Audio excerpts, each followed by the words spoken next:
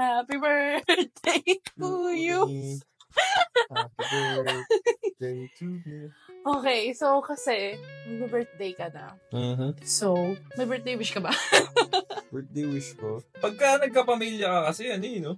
Hindi na lang sa pang sarili mo, parang gusto mo nang idama yung family lahat. Sige. Hindi kung meron kang birthday wish for yourself and then for family. Para fair.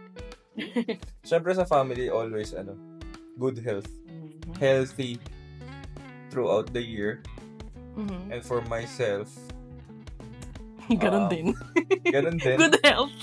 Parang parehas kami kasi. Basta damay na. Saka sa akin siguro, financial stability.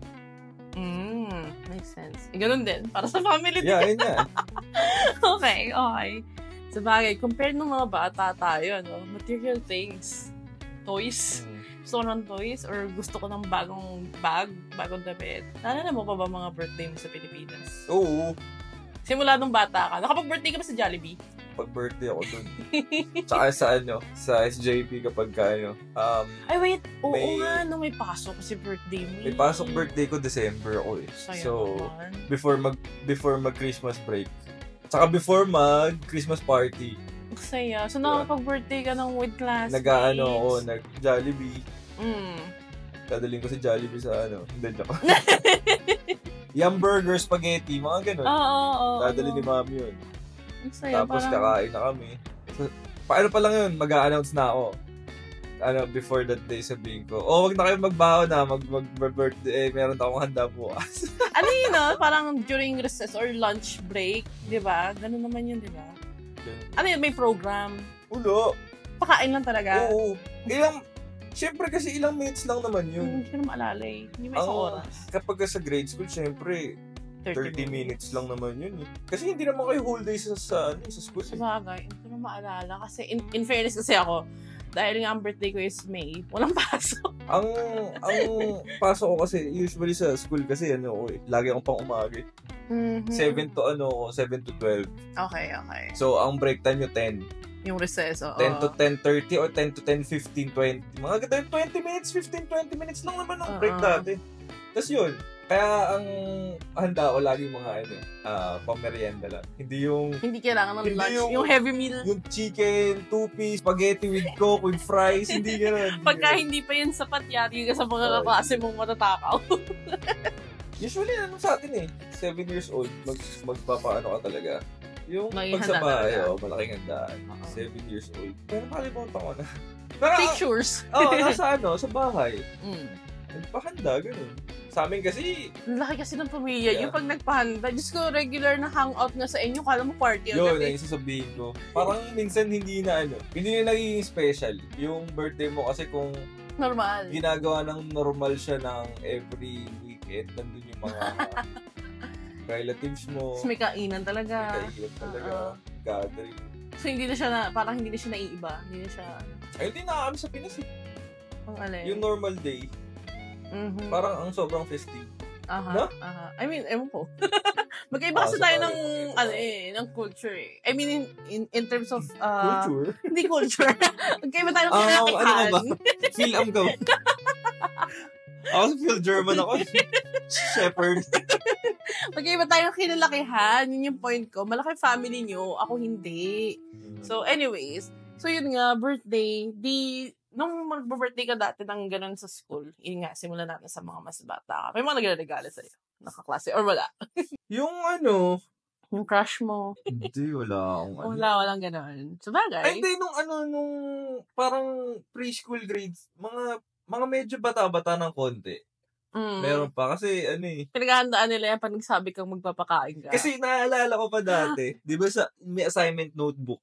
Parang isusulat ni teacher sa assignment notebook na may birthday, tapos wag nyo nang handaan. Kasi syempre kapag bata ka pa, hindi mo naman, wala pa namang responsibility na sasabihin mo ba agad yung mga ganyan sa magulang. Yeah, exactly.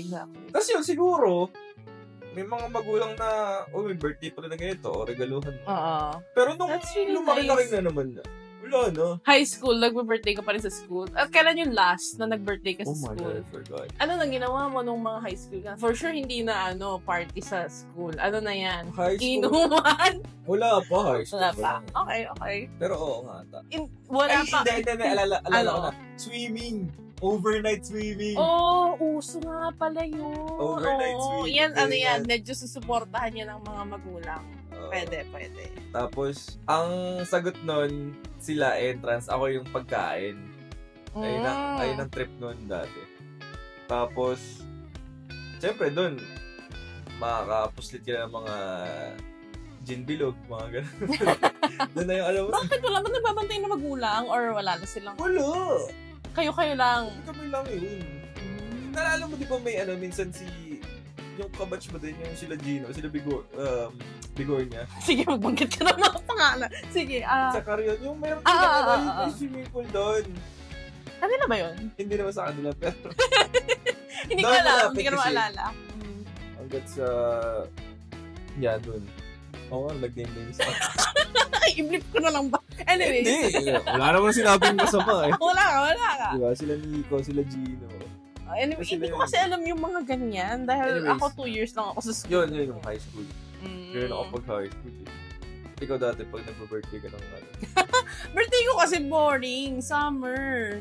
So kayo lang talaga. So either kami lang, nung mas bata ako, syempre may mga party, pero kapitbahay, si tito, si tita, tas yung mga anak nila, tas yung tito, tita na yan pa, hindi naman kamag-anak yan dahil ang mami ko wala namang kapatid. Diba? Single parent mom ko, so wala akong bisita na, let's say, dad's side. Like, most likely, neighbors lang talaga. And yung mga friends nga ng mom ko, then kung meron silang mga anak, ganyan. Ang dami kong pictures. Like, taon-taon talaga may party na handaan sa bahay. Lalo na't nanay ko talaga masarap magluto. Or siguro, nung mga, hindi ko na maalala yung detail, syempre, mas bata ako, baka nag-catering. Mukhang catering eh. Feeling ko naman. Pero syempre, kasi sa Pilipinas, naka-chafing dish lang. Kala mo catering. Pero meron talaga kayo sa bahay, no? Meron talaga pala. Ewan ko, confirm ko na lang yan kay mami kung nagpa-catering ba siya o siya. Ngayon ko lang din na-realize yun. Chafing dish. Nabibili. Tapos talaga bro, yung mga tapos kala mo catering na, pero kanila lang pala talaga yun. Catering na yan kapag may may naka-uniform na nag-serve. Tapos naka-ribbon na yung mga kupuan nyo, may balot. Ay, hindi. Feeling ko nagpa-catering. May ganon. Tapos, siyempre, nung mga medyo mas malaki na, medyo outing. Outing lagi ang birthday ko. Lagi kami magpupunta. Dahil, kasi nga, di ba, taga Las Piñas kami. So, big deal sa amin yung, kunwari, magbabatangas, magtatagaytay, yung mga ganon. Tapos, actually, paulit-ulit nga lang taon-taon eh. Pero parang naging yun na yung routine na pag summer, dahil yun yung birthday ko, yun yung reason namin para mag-outing. Yung month na yun. And tsaka kasi yung mom ko rin, same month kami ng birthday. Although magkabilaan kami. End of the month siya, ako naman yung bungad. So parang somewhere in the middle of May, yan na, mag-outing kami, ganyan. Masaya. Okay naman na ako doon. Although, yun nga lang. Parang ngayong isipin ko, di ko na-experience yung magpapakain sa school. Na-experience ko lang yung ganun, pero parang selected kasi nung medyo, actually malaki na nga kami nun, mga second year high school na ata kami nun. Nagkita-kita na lang kami sa mall. Bukas na yung Trinoma nun. Nag-SM North and Trinoma kami nung mga friends ko ng high school. Tapos lang, Greenwich lang. So selected lang, hindi buong class.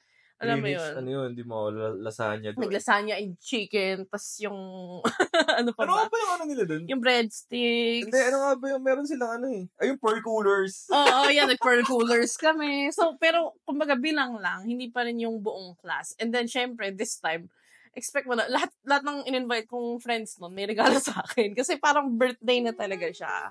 So, yun, wala ako nung mga parang ano mga regalo sa'yo? parties. Blue Magic. Hindi mawawala yung Blue Magic. Parang lahat sila. Oo nga, no? Blue Magic at saka, alam mo yung kasi crafty ako, di ba? Ewan ko kung familiar sa'yo yung Pape Mel Roti na... Si Popsi Mel.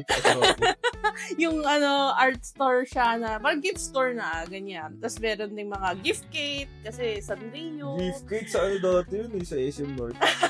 So, yun yung mga common. May kalaban si Blue Magic nakalimutan ko. Bear Toddlers ba yun? Oo, Bear Toddlers. Yun ba yun? Yung mga nasa can.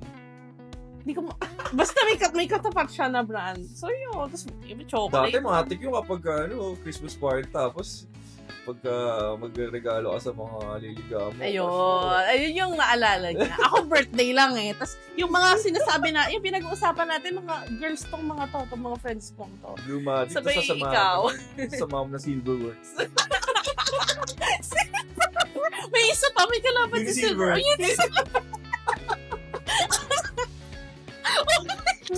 Ayan, Galawang Jed. Galawang Jed no kaya. Sino kaya? Lahat din yun. Pero sino kaya? Feeling ko yun eh. Pag batang 90s ka, matik yun. Napaka naman na. Matik yun. So may nagregalo ba sa'yo ng mga Uni Silver? Siyempre hindi. Pagka ikaw yung nagre-regalo. Bakit? Dinaregaluhan din ng mga lalaki. Siguro Gusto pa nila yung yung chain na nakalawit sa wallet nila, tapos nakakapit sa sinturon ba yun? Tapos yung wallet mo yung mahaba. Tapos yung Marie François Gervaux. Tapos binili lang ng mga nanay ng sale. Buy one, take one pa nga eh.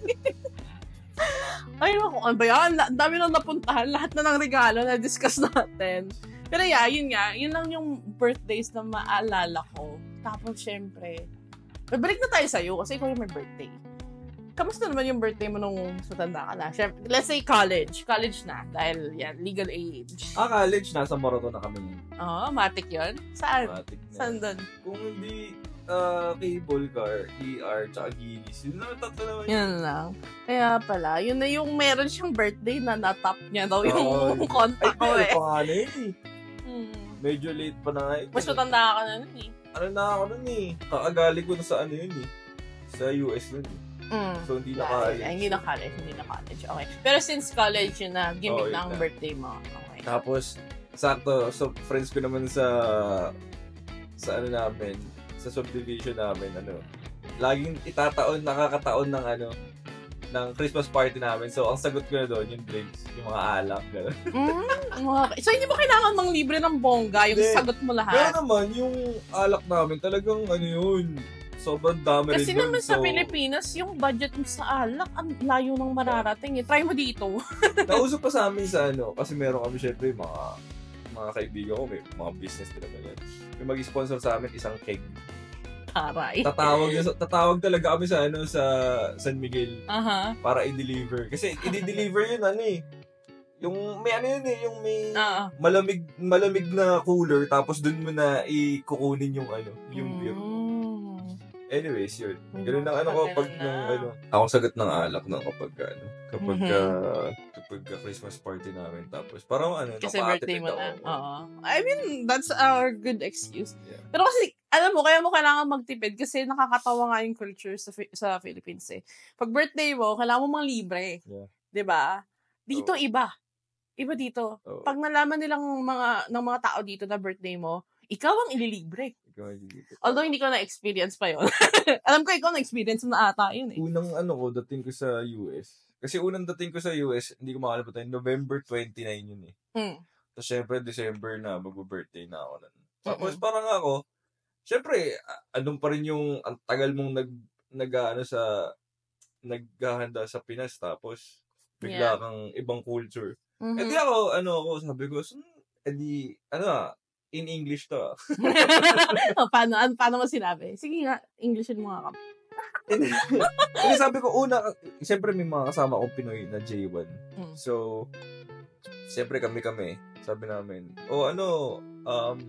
tanong na, mag-i-invite ako ng mga co-worker. Tapos tinanong ko na sa kanila kung saan yung talagang tambayan nila or after ng work, saan sila pumupunta. May ganun kasi, gano'n sa industry namin. Yeah. Merong bar or basta go-to kayong pupuntahan. Tapos yun, di-invite ako sa kanila lahat. Tapos, syempre, may unang paycheck ko. Sabi ko, sige, unang paycheck ko naman to, gastin ko lahat dito. Tapos, maya-maya, nagdadatingin na sila. Tapos sabi ko, umorder na ako ng parang isang bucket, ganun, ng beer. Okay. Tapos parang sila nagtataka. Like, sabi nila, you don't have to do that. Sabi ko, why? It's my birthday.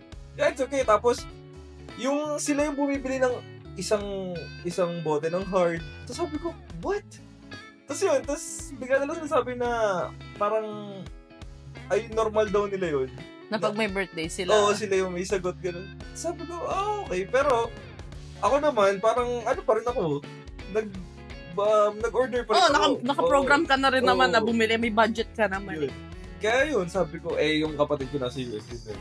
Dahil sa'yo, nagkwentuhan kami, ganun nga rin daw siya, na nagulat siya, na ikaw ang, hindi naman yung kahit hindi yung sabihin mo, bonggang libre, yung katulad nun, kunyari, binilang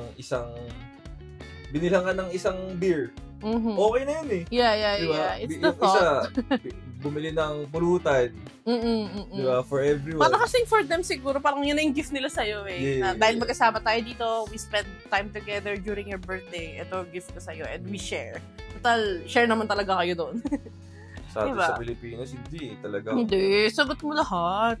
Kaya nga yung iba, nagtatago na lang pag birthday, di ba? Magpapalusot yan. Birthday with family ako ngayon eh.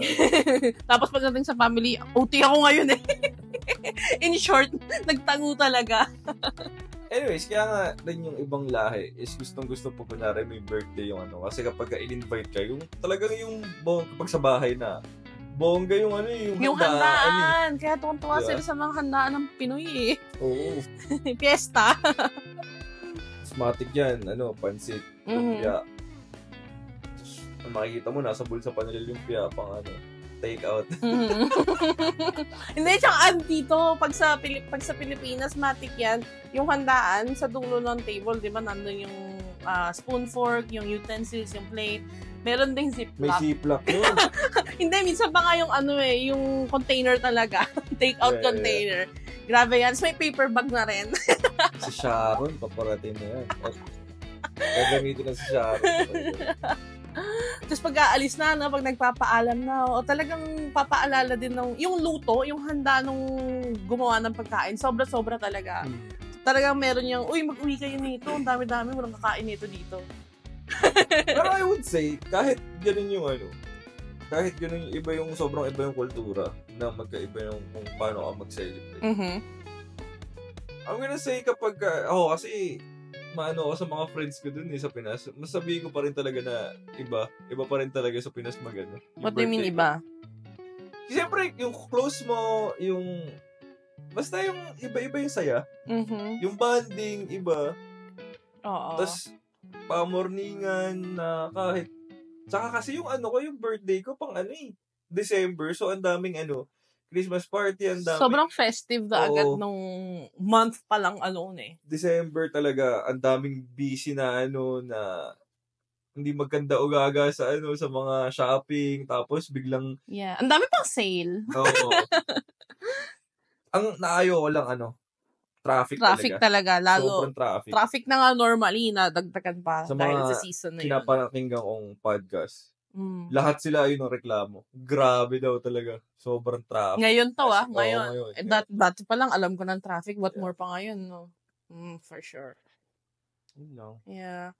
Well, ako kasi di ko naman na-experience yung mga ngayong birthday. Even nung mas matanda na ako. Well, iba ang ko for birthdays eh. Nung mas nagkaedad na ako, lagi ako nasa Boracay. Pasok kasi ang birthday ko sa Labor Union. So when you say Labor Union kasi 'di ba ang May 1 Boracay muna. Labor Day, Labor Boracay. Nag-Labor Union ako nung sarado yung Boracay. So dahil nga pasok yung birthday ko doon kasi 'di ba parang ang Labor Boracay starts at May 1, tas aabot yan for like an entire week. So pasok na pasok kasi yung birthday ko May 4. Parang sabi ko, okay, parang ito yung magandang treat for myself. So, hindi ko kailangan manglibre. Dahil yung mga kaibigan ko rin naman, at the time mga kaibigan ko at the time, for sure nandun din sila. Magkikita-kita lang kami.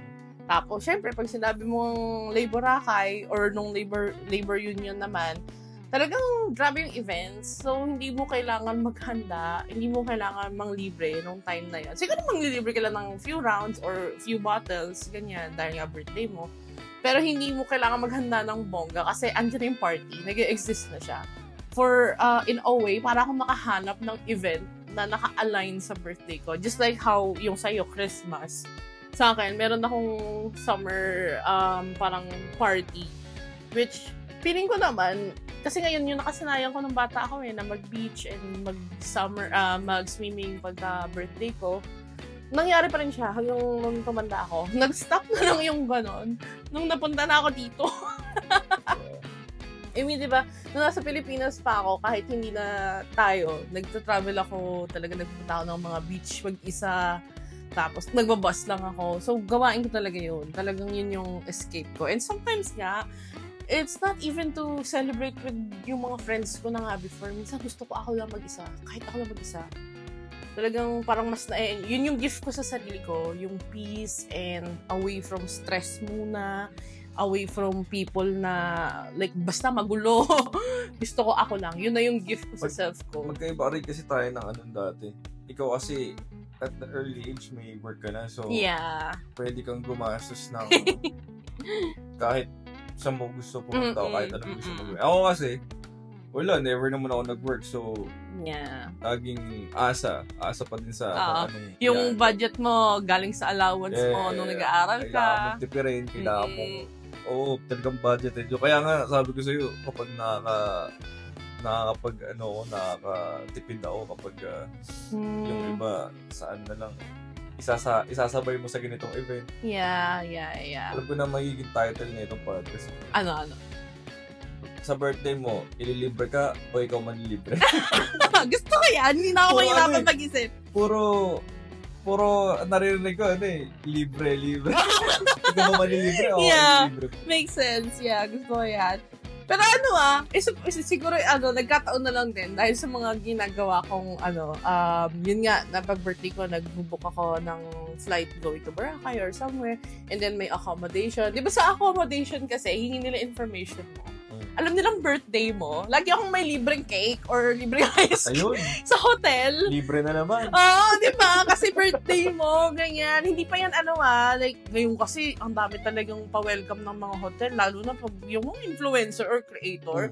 Hindi ako celebrity or what. Like, normal na tao lang ako na nag-book dahil gusto ko mapag-isa, gusto kong mag-celebrate ng birthday alone. Pero dahil nasa information mo yun upon booking, sa mga alam na nila. Ay, alam mo yun. Nag-work ako sa GR pinaghahandaan nyo yun, no? Kahit normal, kahit hindi sikat, bibigyan nyo talaga ng cake. Pa namin ng banner yun, kunyari. Oo, may ganon.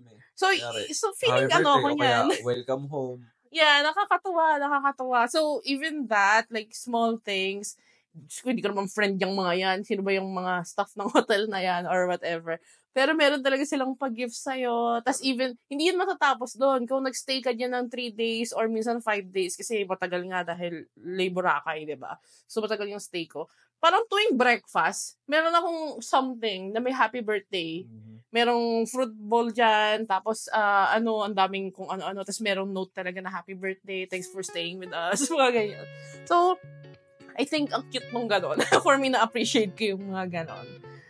Yeah, yun na yung mga ko. Tapos, ewan ko, hindi din naman kasi ko materialistic. Kasi nga, lagi kong rin sa self ko. Like, hindi ko kailangan ng regalo nyo kasi kaya ko reguluhin sarili ko.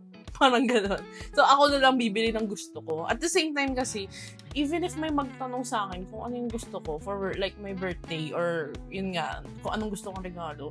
Pag sinabi kong gusto ko ng iPhone, sinabi kong gusto ko ng bagong MacBook, aasa ba ako? Di wag na lang.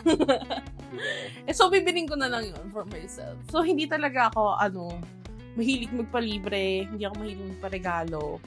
And then, ayun nga, bonus na lang na nagkaroon din ako ng parang occasion or event na sasabayan ng birthday ko. Kaya naging fun for me yung mga birthdays ko sa Pinas. Yun yung namimiss ko doon. Wala ditong ganun eh. Wala. Dito kasi yan. Meron niya akong work, birthday niya, kumain na siya sa A&W, that's it. Okay na siya dun. Yeah. Ako pag birthday ko, gusto ko na lang matulog. Birthday sa Pinas, bongga pa, pagarbuhan, Yeah. Parang the more na parang madami kang i-invite, the more, parang ganun, ayun na. So, though, okay naman yun kung okay ng trip mo. Yeah. Tama. So, tao na rin naman. Pero, nasa age na rin yun. Pag tumanda ka, mag-iiba rin talaga. Hindi tayo matanda, pero pag nadadagdagan yung edad mo, parang wala, mag-iiba na talaga yung pananaw mo sa birthday. Parang, yeah, thankful ka, pero hindi na yung as in, grabe dating mag-celebrate ka. Mag-celebrate ka. Lalo na tayo. Celebrate tayo. Tayo nila Tio. Yun nga. Okay na ako na. That being said, gusto kong itanong, anong balak mo sa birthday mo? Para alam ko na. Wala, tulog lang tayo. Wala, kain na sa labas. That's it. Feeling ko nga minsan yan na yung reward mo sa sarili mo. Kain sa labas. Kasi at least hindi ikaw yung magluluto. Pag hindi siya magluto. I mean, minsan pwede rin naman ako magluto. Ano man. Birthday mo nga. Bakit ka magluluto? So, sa labas na lang. Depends sa weather. Anyway. Depends sa weather, depends sa mood, depends sa, Yeah. Happy birthday. Happy birthday. Nasa kalendaryo ka pa ba? Wala. Wala na. Meron. Sa Chinese calendar. Di ba, libre kita. Okay na ako sa Okay na ako sa sige, ano ba trip ko ngayong kainin? Parang okay na ako sa mo lang ako maisip. Japanese food or bang trip mo? Okay na. Libre kita, may budget ako eh. Hindi ko nabili yung gusto ko sa top mo. May budget ako ngayon. Okay na ako sa sa crispy pata. Sige. Papakrispy pa tayo, guys. Ano na lang, yung ASMR na lang namin sa inyo yun, yung lutong, ha? Yan. Sige, dun din tayo nag-end up sa libre mo. Libre ko.